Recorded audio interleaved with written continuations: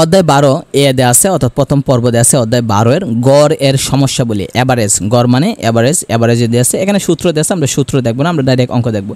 এখানে অনেকগুলো সূত্র এরা ব্যাখ্যা করছে, এই সূত্রগুলো আমরা না দেখাই ভালো।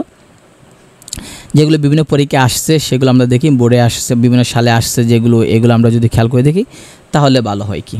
তো আমরা যদি খেয়াল করে দেখি, দেখেন এইটা দেখেন যে 23 নাম্বারটা দেখেন, লাবলু ফেব্রুয়ারি 14 তারিখ কিছু গোলাপ ক্রয় করলো।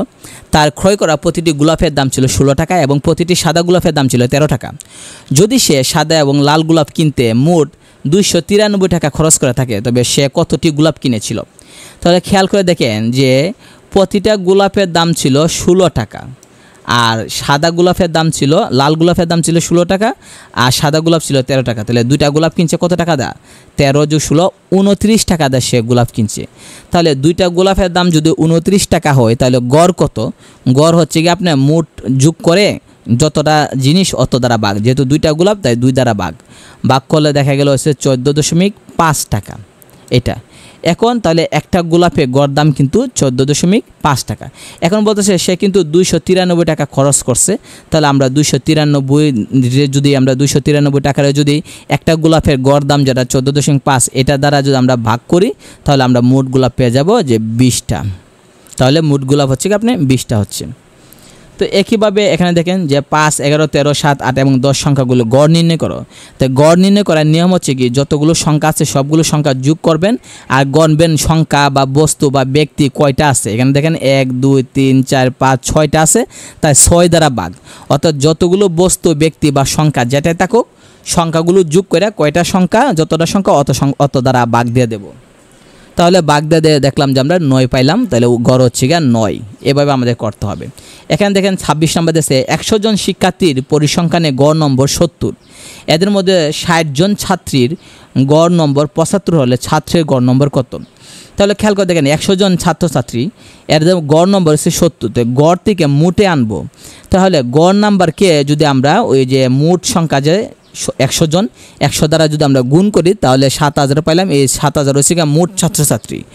মনে রাখতে হবে গড় বের করতে হলে সংখ্যা যত, এই সংখ্যা দিয়ে আমরা ভাগ করি, যেটা আমরা উপরে একটু আগে আমরা দেখাইছি যে এই যে এখানে যে 5, 11, 13, 7, 8, 10 রে যোগ করে কতটা সংখ্যা, যতটা সংখ্যা অত 6টা সংখ্যা 6 দ্বারা ভাগ করছি, তাহলে এটা হচ্ছে গড়।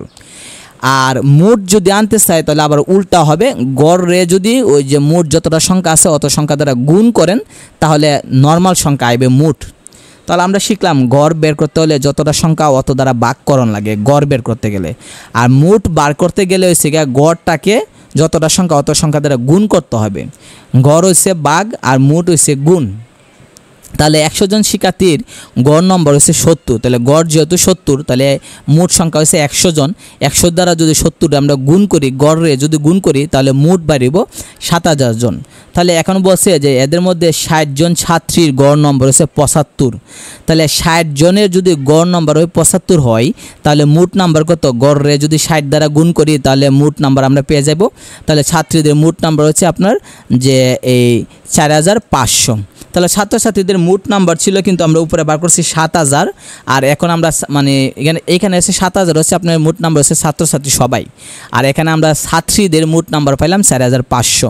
তাহলে এখন যদি 7000 থেকে 4500 ছাত্রীদের বিয়োগ করি তাহলে বাকিটা কে থাকবে? বাকিটা থাকবে ছাত্র। তাহলে আমরা পাইলাম 2500 হচ্ছে ছাত্র। এখন খেয়াল করে দেখেন 100 জন শিক্ষার্থীর মধ্যে 60 জন হচ্ছে ছাত্রী যদি, তাহলে ছাত্র কতজন? 40 জন। তাহলে এখন আবার গড় নম্বর আমরা ছাত্রদের বার করতাম, ছাত্রদের মোট নাম্বার পাইলাম 2500 আর ছাত্রদের সংখ্যা পাইলাম আমরা 40। তাহলে ছাত্রদের গড় নম্বর হচ্ছে 2500 40 দ্বারা ভাগ করলেই হয়ে যাবে। এই একইভাবে আমাদেরকে গড় করতে হবে। আপনি খেয়াল করে দেখেন যে 3টা ক্রমিক সংখ্যার গুণফল, এটা 34তম বিশেষে আসছে। 3টা ক্রমিক সংখ্যার গুণফল তাদের যোগফলের 5 গুণ, সংখ্যা 3টি গড় নির্ণয় করো। তাহলে ক্রমিক সংখ্যা মানে কি সিরিয়াল সংখ্যা। একটা সংখ্যা দিলাম x, আর একটা x+1, একটা x+2। সিরিয়াল মানে 5-এর পরে 6, 6-এর পরে 7, এরকম সংখ্যা। তাহলে একটা যদি 5 হয় আরেকটা হইব 1 যোগ করতে হইব 6, আরেকটা হইলে 2 যোগ করা লাগবে, কারণ 5-এর পরে 6, 5-এর সাথে আবার 2 যোগ করলে হইব 7।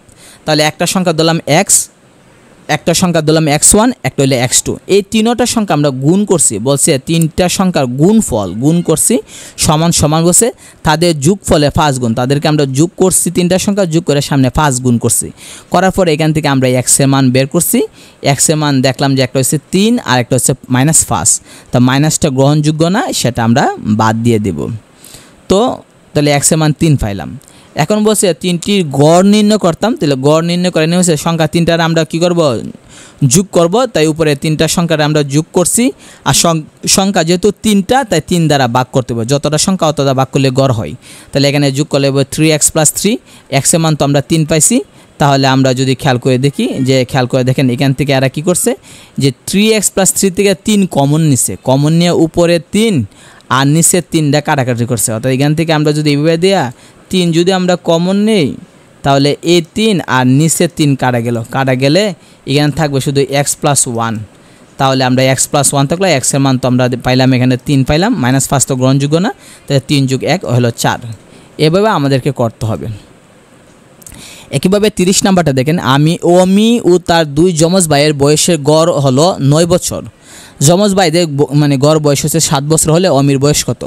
তাহলে খেয়াল করে দেখেন, অমি ও যমজ 2 ভাই, তাহলে পাবলিক কয়জন? 3 জন, 3 জনের মোট বয়স বার করি, গড় দেয়া আছে 9 বছর, তাহলে গড়ে যদি সংখ্যা দ্বারা আমরা গুণ করি, 3 জন যেহেতু 3 দ্বারা গুণ করলে সমষ্টি পাই নেব, আমরা বলছি সমষ্টি হইলে গুণ দিতে হয় আর গড় হইলে ভাগ দিতে হয়, তাহলে সমষ্টি বের করতেছে গুণ দিলাম, তাহলে 3 জনের বয়স হলে কত? 27 বছর। আবার যমজ 2 ভাইয়ের গড় বয়স আছে 7 বছর, তাহলে যমজ 2 ভাইয়ের বয়সের সমষ্টি কত?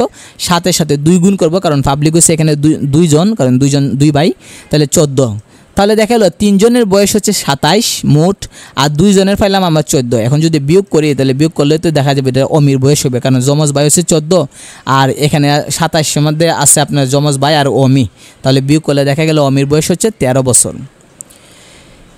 একইভাবে আপনি দেখেন পিতা এবং মাতার বয়সের গড় হচ্ছে 45 বছর, তাহলে আপনি পিতা এবং মাতা বয়সের গড় হচ্ছে 45 বছর, তাহলে এখানে পাবলিক কয়জন? 2 জন, বাবা মা 2 জন, তাহলে গড়ে যদি 2 দ্বারা গুণ করি তাহলে এসে মোট বাড়িব, মোট হচ্ছে 90 বছর।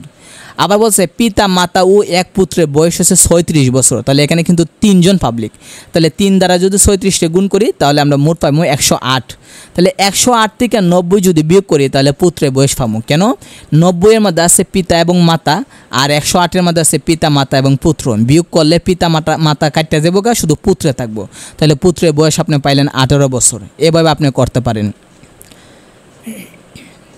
সবগুলো একদম ইজি, আপনি ইজিতে আপনি সবগুলো করতে পারেন, এখানে কোনো কঠিন কোনো বিষয় নয়।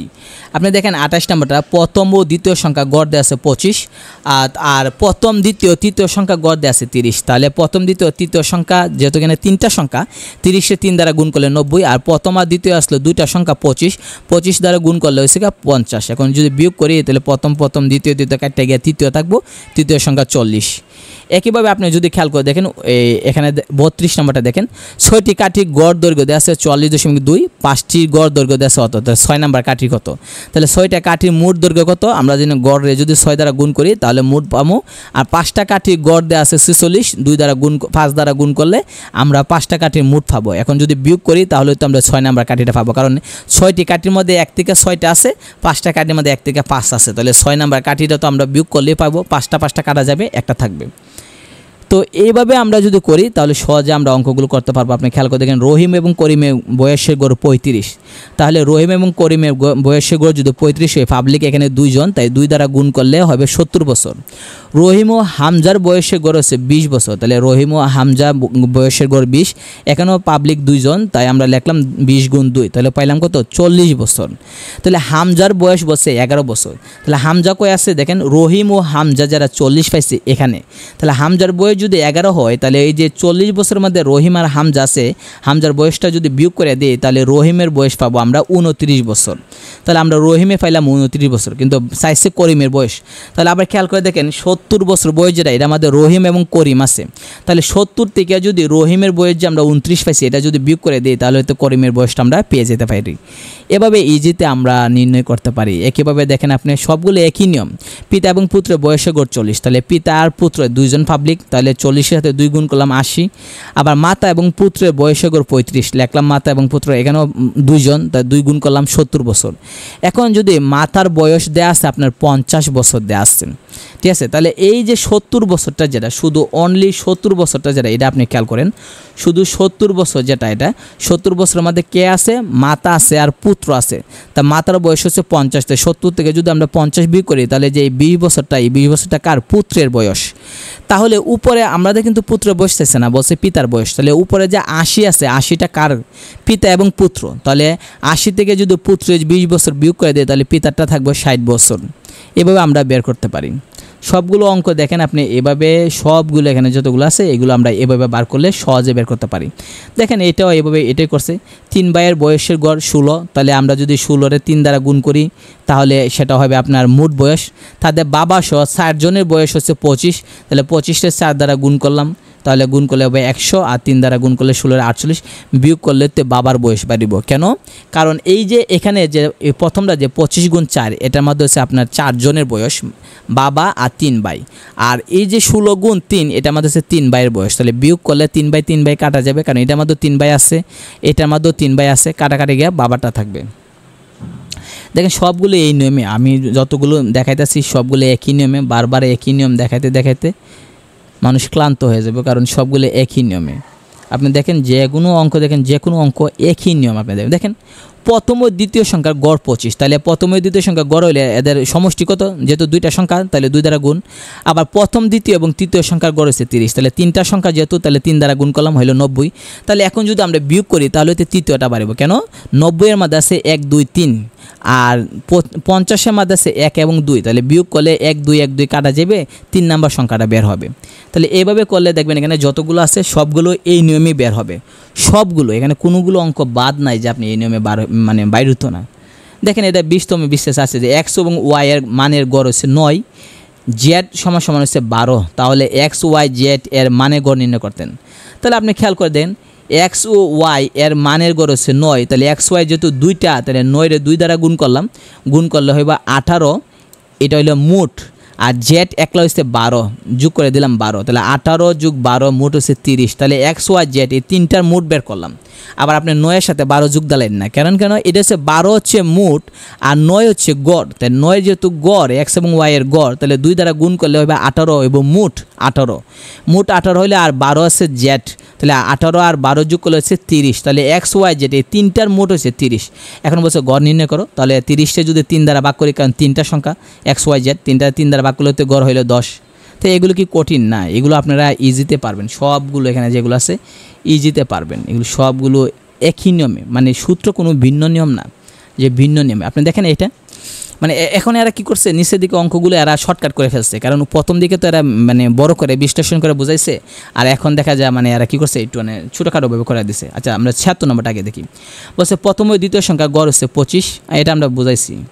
দেখেন 25, এটা তো এটা আমরা এর আগে একটু বুঝাইছি আমরা এটা, যেমন প্রথমে দ্বিতীয় সংখ্যা গড় 25, তাহলে 2টা সংখ্যা গড় 25 হলে মোট সংখ্যা কত, 2 দ্বারা গুণ করবো, কারণ সংখ্যা 2টা 50। প্রথম, দ্বিতীয়, তৃতীয় 3টা সংখ্যা হচ্ছে 30, 3টা সংখ্যা যদি 30 হয়ে থাকে তাহলে আমরা 3টা সংখ্যার মোট বার করলাম 90। এখন যদি আমরা বিয়োগ করি তাহলে প্রথমটার মধ্যে আসতো 2টা, পরেরটার মধ্যে আসতো 3টা, তাহলে বিয়োগ করলে প্রথম, দ্বিতীয় কাটা যাবে, 3 নম্বর সংখ্যাটা বের হবে। তো আমরা এভাবে করবো কি, দেখছেন একই নিয়ম কিন্তু অঙ্ক। আপনি দেখেন 77 নম্বর, 11টি সংখ্যার গড় হচ্ছে 30, তাহলে 11টা সংখ্যা যদি গড় 30 হয়, 30টা যদি 11 দ্বারা গুণ করি তাহলে মোট বাড়বে। এই যে দেন 30টা 11 দ্বারা গুণ করছে, করে মোট বার করছে, এরা এক টানে করে ফেলছে, মানে যাতে তাড়াতাড়ি করার জন্য জায়গা কম লাগবে আর অত ব্যাখ্যা করছে না। 11টা সংখ্যার গড় হচ্ছে 30, তাহলে 30-এর সাথে 11 গুণ করলে এবং মোট প্রথম 5টি সংখ্যার গড় হচ্ছে 25, তাহলে ওই দেখেন প্রথম 5টা সংখ্যার গড় 25, তাহলে এই যে 25-এর সাথে 5 গুণ করছে, গুণ করলে মোট হবে। আবার শেষ 5টা সংখ্যা গড় হচ্ছে 28, তাহলে আবার 28-এর সাথে 5 গুণ করছে মোট হইবার জন্য। এখন প্রথম দিয়ে আসলো 30-এর সাথে 11 গুণ করে 330 হয়েছে, আর এদিকে গুণ টুন করে হয়েছে 265, তাহলে বিয়োগ করলে ওই সংখ্যাটা পেয়ে যাবে, ষষ্ঠ সংখ্যাটা পেয়ে যাবে। কেন ষষ্ঠ সংখ্যাটা পেয়ে যাবে আপনি খেয়াল করে দেখেন, 11টা সংখ্যা হয়েছে আপনার মোট হয়েছে 330, এটা হচ্ছে 11টা সংখ্যা, আর এখানে যে আছে প্রথম 5টা শেষ 5টা, তাহলে 5টা মোট কয়টা 10টা।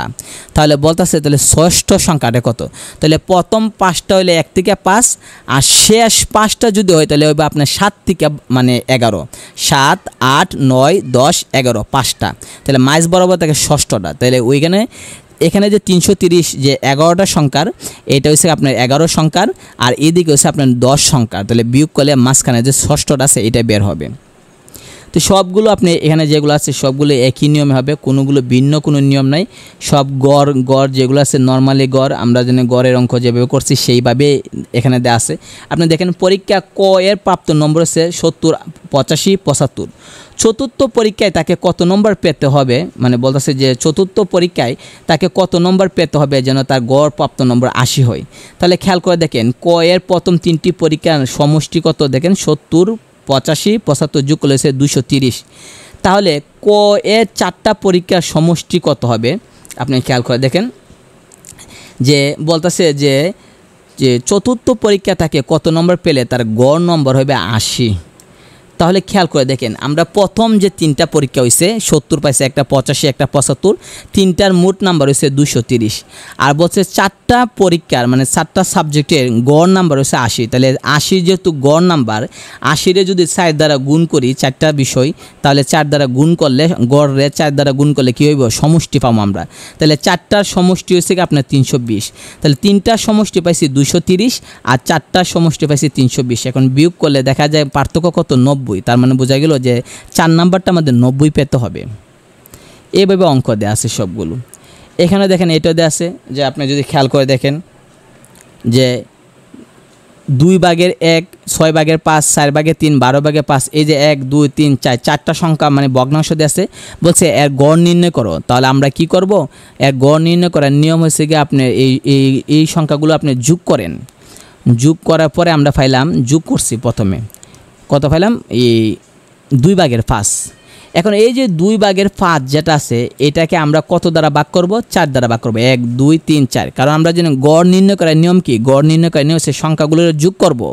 যোগ করলাম 2/5 হয়েছে, তারপর আমরা 4 দ্বারা ভাগ করে দেব। এই নিচে 4 দ্বারা, এটা নিয়মটা ছিল এইভাবে করা উচিত ছিল যে আমরা যোগ করে পাইছি 5/2, আর আমরা 4 দ্বারা যেহেতু ভাগ করবো, কারণ গড় বলছে গড় হলে যতটা সংখ্যা অতটা ভাগ, আমরা এইভাবে বড় করে দেবো 4। পরে দেখা যাবে যে আমরা ওই 5/2 লিখলে আর সাইডে আমরা ভগ্নাংশ গুণ উল্টালে বইটা নিচে মনে 1 ধরলে তাহলে উপরে যাবো 1, নিচে এসে পড়বো 4। ওইটা একটা শর্টকাটে করে ফেলছি কি জায়গার মধ্যে। তো এইগুলো সবগুলো আপনি গড় পারবেন, কোনো বিষয় না। আপনি এই যে খেয়াল করে দেখেন 4/1, 2/1, 4/3 এর গড় নির্ণয় করো। তাহলে সবগুলো সংখ্যার আমরা যোগ করছি, যোগ করার সংখ্যা কত, 3 দ্বারা ভাগ করে দিছে। এক দেখেন একদম শর্টকাটভাবে দেওয়া দিচ্ছে। সেম একইভাবে এটা দেখেন 101, 1 দশমাংশ মানে 10/1, 1 শতাংশ মানে 100/1, 1 সহস্রাংশ মানে 1000, সহস্রাংশ মানে 1000, 1000/1। বলছে গড় নির্ণয় করো। তাহলে এই 3টারে যোগ করছি, যোগ করে পাইলাম এত। পাওয়ার পরে যেহেতু সংখ্যা 3টা তাই আমরা ওই যে 3 দ্বারা ভাগ করছি, এখানে 3 দ্বারা ভাগ করছি, ভাগ করে দেখলাম যে 0.037 পাইছি। এভাবে নির্ণয় করছে। তো সবগুলো আপনি এখানে একইভাবে পাবেন, কোনো বেজাল নাই, কোনো ঝামেলা নাই। আপনি খেয়াল করে দেখেন এখানে বসে 3x + y + z = 90 হলে গড় নির্ণয় করতেন। তো এই 3টারে আমরা যোগ করছি, যোগ করে আমরা কি করছি 3 দ্বারা ভাগ করে দিয়ে দিচ্ছি। ঠিক আছে, খেয়াল করে দেখেন যে 3টারে আমরা যোগ করে x + y + z, আর ওইখানে যে 3 ছিল এই 3 দ্বারা 90 আমরা ভাগ করে 3 ভাগ করছি, 90 3 দ্বারা ভাগ করলে 30 পাইছি। তাহলে এক্স ওয়াই জেড মানে এই 3টা যুগ, এক্স ওয়াই জেড এই 3টা যোগফল আমরা যেন গড় নির্ণয় করতে হলে সমষ্টি লাগবে। তো সমষ্টি পাইছি 30। এখন 30কে 3 দ্বারা ভাগ করেন তাহলে 10 হবে, এই 10 হবে গড়। তাহলে এখানে যতগুলো আছে সবগুলোই এই নিয়মে হবে, ভিন্ন কোনো নিয়ম হবে না। ঠিক আছে, আর যেগুলো আপনারা দেখেন অনেকগুলো এগুলো বিভিন্ন পরীক্ষা আসে নাই, আসলে এগুলো বিভিন্ন এগুলো সূত্র দেওয়া রাখছে, বিভিন্ন পরীক্ষা আসে নাই, এগুলো আমরা না দেখি। দেখেন 2008 সালে দেওয়া আছে, এত পুরাতন আমরা দেখবো না, এত মানে 20 বছরের পুরাতন, 15 বছরের পুরাতন আমরা না দেখি, তাহলে ভালো হয় কি। 128 নম্বর দেখেন 3টি পূর্ণ সংখ্যা গড় দেওয়া আছে। তো 3টা সংখ্যা গড় হলে 3টা সংখ্যা সমষ্টি বের করেন, 3 দ্বারা গুণ করেন, তাহলে হচ্ছে ক্ষুদ্রতম সংখ্যা 2টি গড়। তাহলে 2টা সংখ্যা আবার গড় আছে, 2টার সমষ্টি বের করেন। এখন বলছে বৃহত্তম সংখ্যা কত, তাহলে ওই যে এটা আমাদের আছে 450 মধ্যে আছে 3টা সংখ্যা, আর 240 মধ্যে আছে 2টা সংখ্যা, বিয়োগ দাঁড়াইলে তুই বৃহত্তম সংখ্যাটা মানে আরেকটা সংখ্যা বের হয়ে যাবে। সেম একইভাবে রুমালেরটা বলেন একই কথা, 3টা রুমালের দাম দেওয়া আছে, গড় নির্ণয় করতে, 3টারে যোগ করে 3 দ্বারা ভাগ করলে তো গড় বাইরে যাবে। তাহলে কঠিন কোথায় দেখলেন? কোনো কঠিন আমি এগুলো দেখি না, সবগুলো একদম ইজি, সবগুলো আপনি চেষ্টা করলে পারবেন। তো অধ্যায় 12 বি দ্বিতীয় পর্ব দেওয়া আছে, এখানে একই নিয়ম, এখানে কোনো ভিন্ন কোনো নিয়ম নাই। দেখেন এখানে দেওয়া আছে, ভিন্ন কোনো নিয়ম পাবেন না এখানে। দেখেন এখানে দেওয়া আছে 2 নাম্বারটা, 1 থেকে 49 পর্যন্ত সংখ্যাগুলো গড় নির্ণয় করো। তাহলে এটা একটা সূত্র আছে, 1 থেকে 49, 1 থেকে 100, 1 থেকে 50, 1 থেকে 70, এর গড় নির্ণয় করার সূত্র হচ্ছে কি আপনার যে প্রথম পদ যোগ শেষ পদ ভাগ 2। তাহলে প্রথম পদ হচ্ছে 1, প্রথম সংখ্যা মানে 1, শেষ সংখ্যা হচ্ছে 49, এটা যোগ করে 2 দ্বারা ভাগ করলেই হচ্ছে তাদের গড় হয়ে যাবে। তাহলে এই সূত্রটা আমাদের মনে রাখতে হবে যে কোনো সংখ্যা যদি এরকম সিরিয়ালি যদি দেওয়া থাকে 1 থেকে 100, 1 থেকে 200, 1 থেকে 500, 1 থেকে 50 যদি বলে যে এর গড় নির্ণয় করো, তাহলে আমাদের কাজ হচ্ছে প্রথম সংখ্যা আর শেষ সংখ্যাটা যোগ করে 2 দ্বারা ভাগ। আবার এখানে দেখেন এখানে কিন্তু সিরিয়ালি দেওয়া আছে 1 2 3 4 5 6 করে কিন্তু 49 মতো গেছে। এরকম দিলে হবে না যে একটা 2 দিলাম, একটা 50 দিলাম, একটা 100 দিলাম, একটা 5 দিলাম, এরকম হবে না। সিরিয়াল সংখ্যা যদি দেই তাহলে আমাদের গড় নির্ণয় করার সূত্র হচ্ছে প্রথম পদ যোগ শেষ পদ ভাগ 2। যেমন খেয়াল করে দেখেন এটা যে 0 থেকে 49, দেখেন সিরিয়ালি দিচ্ছে 0 1 2 3 4, এরকম না একটা 1 দিল, একটা 5 দিল, একটা 50 দিল, একটা 20 দিল, এরকম না, সিরিয়ালি।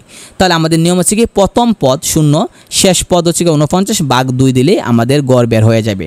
এই নিয়মটা আমাদের শিখতে হবে। এখানে পুরাটাই এই নিয়মই দেওয়া আছে। দেখেন 1 থেকে 31 পর্যন্ত স্বাভাবিক জোড় সংখ্যাগুলো গড় নির্ণয় করতাম। তাই স্বাভাবিক জোড় সংখ্যা, তাহলে 1 থেকে 31 মধ্যে জোড় সংখ্যা প্রথমটা কত? প্রথম পদ 2, 1 না কিন্তু জোড় সংখ্যা বলছে, তাহলে প্রথম পদ তো হবে 2। আর শেষ পদ কত?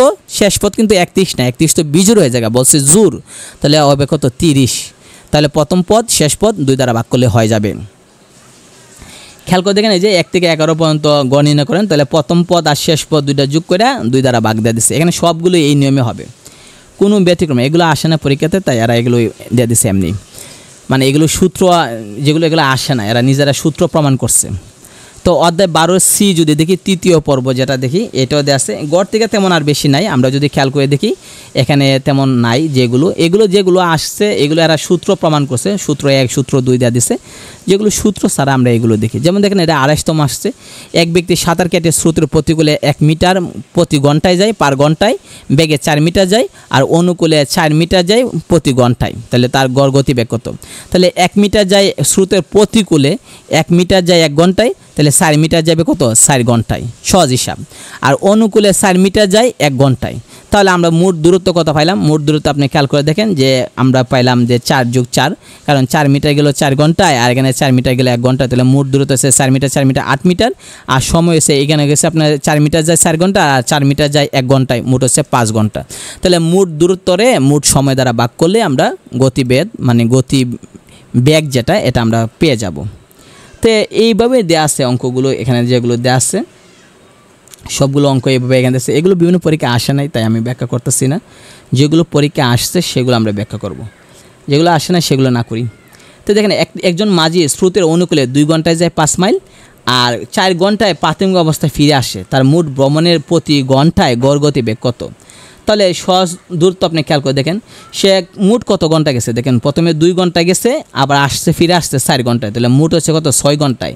সে 2 ঘন্টা গেছে 5 মাইল, ফিরে আইছে আবার 4 ঘন্টায় প্রাথমিক অবস্থায় ফিরে আসছে, মানে কি 5 মাইল গিয়ে আবার প্রাথমিক অবস্থায় কি আবার 5 মাইলই ব্যাক করে আবার আগের জায়গাতে আসছে, তাহলে মোট দূরত্ব হচ্ছে 10 মাইল। তাহলে গড় গতিবেগ নির্ণয় করে নিয়ম হচ্ছে মোট দূরত্বটা উপরে দিবেন আর সময়টাকে নিচে দিয়ে ভাগ করলেই সেটা মানে গতিবেগ হয়ে যাবে। তো এই নিয়মে এখানে গতিবেগের অঙ্ক দেওয়া আছে, বেশিরভাগই গতিবেগ দেওয়া আছে। এইটাই হলো এই অধ্যায়ের। তো যেহেতু এই অধ্যায় এখানেই শেষ, আমরা পরবর্তীতে অন্য একটা অধ্যায় নিয়ে আমরা আলোচনা করব।